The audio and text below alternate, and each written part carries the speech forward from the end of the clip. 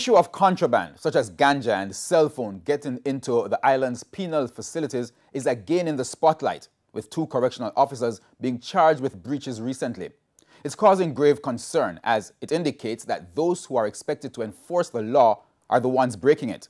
However, the minister in charge insists that this is a positive thing. The 2 correctional officers who were arrested at the Horizon Adult Remand Center for allegedly trying to smuggle ganja into the facility have been charged. Their arrests follow months of concern about videos like these, where inmates seem to have easy access to all forms of contraband.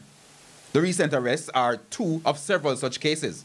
Some believe it's an indication of high levels of corruption, but Minister without portfolio in the National Security Ministry, Matthew Samuda, says it's a good thing. We should be happy, right? Because DCS is cleaning up itself.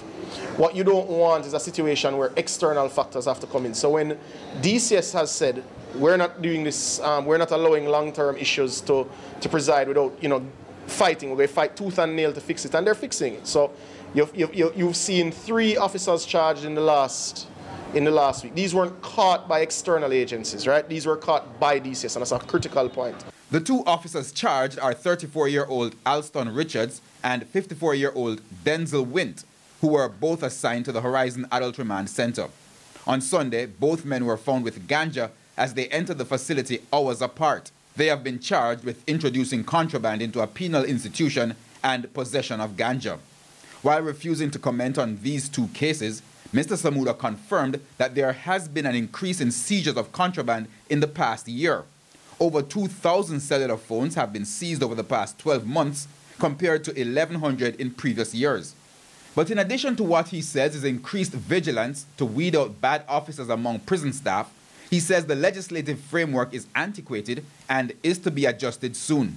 So something that was a $5,000 fine is going to move to $500,000 and 5 years in prison for those who bring contraband into our facilities, pending the approval of the Parliament. We expect that to happen within a matter of 2 to 3 months, because we're nearing the completion in terms of our cabinet submission for approval to carry to Parliament. So there are a few steps to go.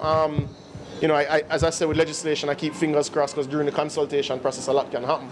But it is one of the major areas that we hope to target. Mr. Samuda was fielding questions during a tour of the Private Security Regulations Authority in St. James on Thursday.